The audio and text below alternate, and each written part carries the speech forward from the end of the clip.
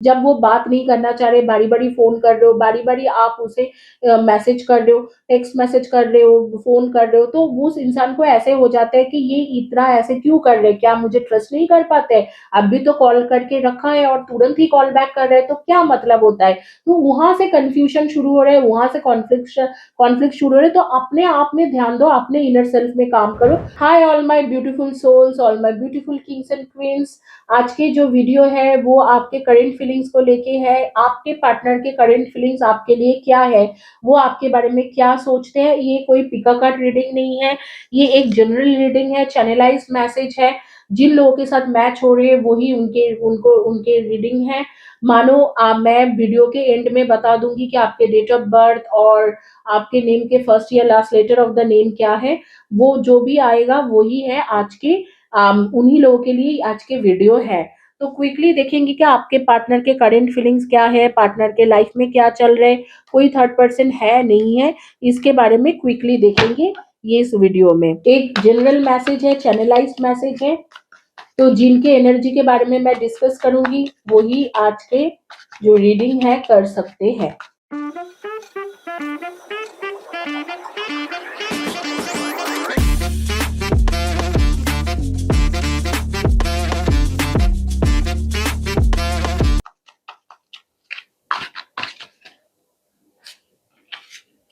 समरेश करके किसी के नाम आ रहे हैं, समरेश आपके पार्टनर के नाम हो या आपके नाम हो, समरेश, सुगंधा एंड समरेश, ये दोनों नेम मेरे सामने बहुत ज्यादा आ रही है। आरशी, जिया,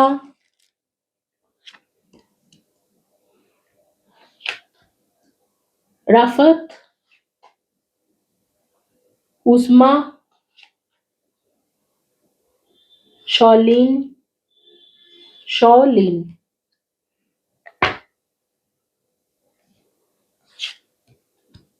लिडिया।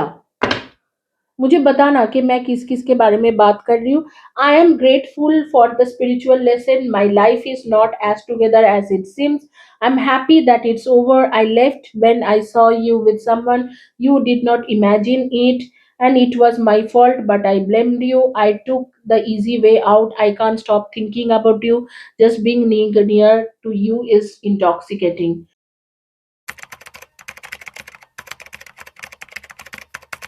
डेफ़िनेटली आपको मिस कर रहे हैं, लेकिन आपके पास वापस भी नहीं आना चाहते हैं। इस टाइम में यही सिचुएशन है, ना तो आपके पास वापस आना चाहते हैं, लेकिन आपको मिस ज़रूर कर रहे हैं, बहुत ज़्यादा मिस कर रहे हैं।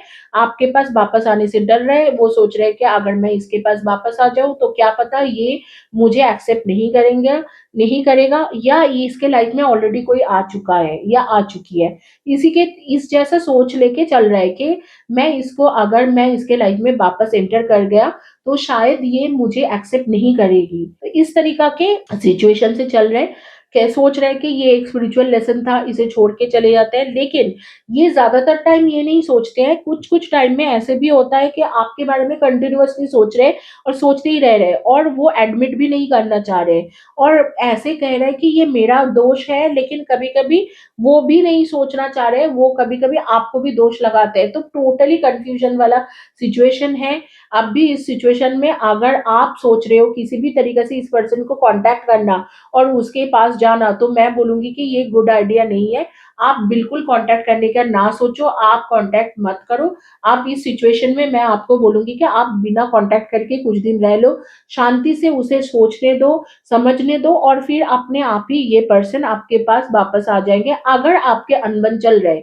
अगर अनबन नहीं चल रहे, आप जस्ट इन जनरल जानना चाहते हो, तो मुझे लगता है कि आपके अगर बहुत अच्छा चल रहा है तो ये जो रीडिंग है ये आपके लिए नहीं है।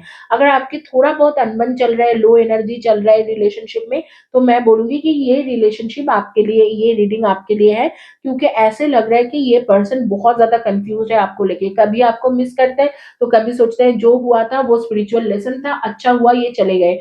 कभी आप ही के बारे में सोच-सोच के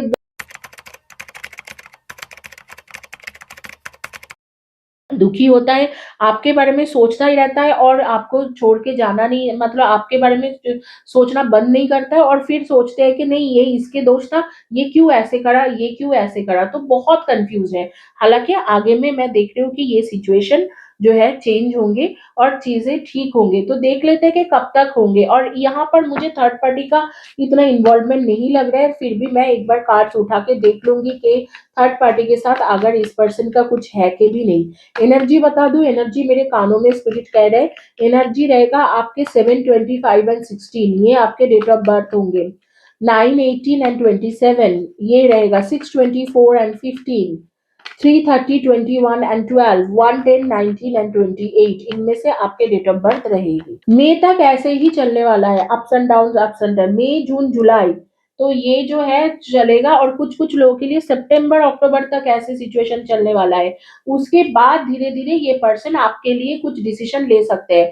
थर्ड पार्टी वाला आप भी चेक कर लेते हैं कि थर्ड पार्टी है कि नहीं, और डिसीजन जो है वो इधर तो मई, जून, जुलाई में ठीक हो जाएंगे ये सिचुएशन, और सितंबर अक्टूबर तक शायद डिसीजन लेगा आपके लिए। तो यही यही है, लेकिन थर्ड पार्टी वाला सिचुएशन भी चेक कर लेते हैं कि थर्ड पार्टी है कि भी नहीं इस सिचुएशन में, थर्ड पार्टी की इन्वॉल्वमेंट है कि भी नहीं, और कोई थर्ड पर्सन उसे इन्फ्लुएंस कर रहा है कि नहीं।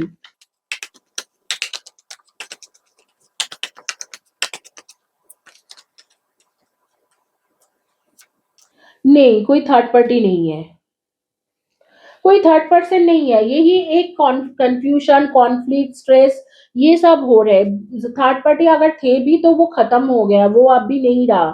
तो अब भी दिख रहा है कि वहां से निकल चुका है या निकल चुकी है। बस यही कॉन्फ्लिक्ट्स, बट देखो आप लोगों के एक न्यू बिगिनिंग होंगे मई, जून, जुलाई के दौरान, आप दोनों के न्यू बिगिनिंग होंगे, और मुझे लगता है कि इधर मई, जून, जुलाई, या नहीं तो आने वाले सितंबर अक्टूबर में न्यू बिगिनिंग होके आप दोनों की शादी के भी चांसेस आ रही है। Ten of cups and S of wands, तो न्यू बिगिनिंग और टेन ऑफ कप्स के साथ मैं बोलूंगी शादी के भी चांसेस आ रहे हैं। जो थर्ड पार्टी के साथ सिचुएशन था ना, वो कब के खत्म हो चुका है। इधर ये 1.5 मंथ्स पहले खत्म हुआ है, या 1 वीक पहले खत्म हुई है, या ऑलमोस्ट 8 मंथ्स पहले खत्म हो चुका है। तो थर्ड पार्टी चले गए, थर्ड पार्टी चला गया है।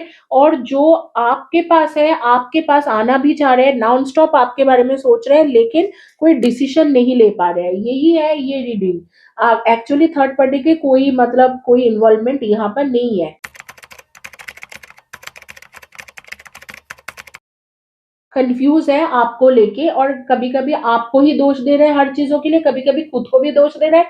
कभी सोच रहे चला जाऊं, कभी सोच रहे नहीं जाऊं, कभी रुक जा रहे हैं, कभी और कुछ सोच रहे हैं, और कभी आपको बहुत ज्यादा मिस करते हैं। तो कंफ्यूज पर्सन है, और ये कंफ्यूजन जो है, ये इसके रीजन है कि कहीं थोड़ा बहुत कॉन्फ्लिक्ट होना, आपके बारे में सोचना कि आपके को कोई मिल गया, इस तरीका के सिचुएशन हो रहे हैं। एंड वो सोच रहे हैं कि आप उसे समझ ही नहीं पा रहे हो, मिसअंडरस्टैंड करते हो। तो इस तरीका की सिचुएशन के लिए ये कॉन्फ्लिक्ट हो रहा है। देखते हैं कि आपको यूनिवर्स क्या एडवाइस कार्ड दे रहे हैं इस सिचुएशन में।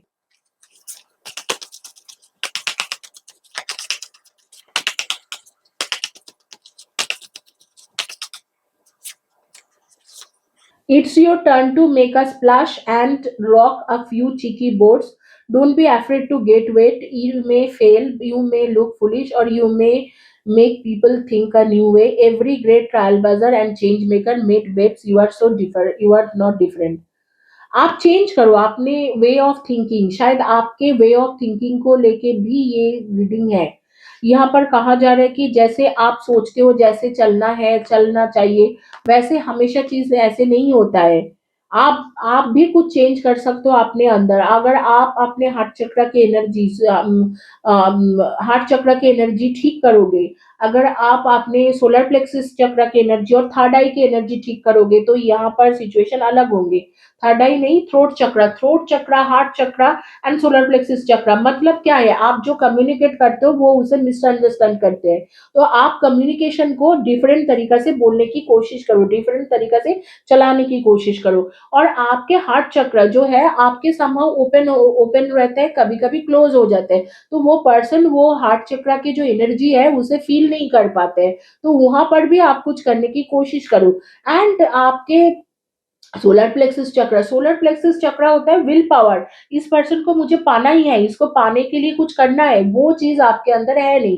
तो जो कमिटमेंट वाला कुछ चीजें होता है वो भी अपने अंदर इंप्रूवमेंट करने की कोशिश करो।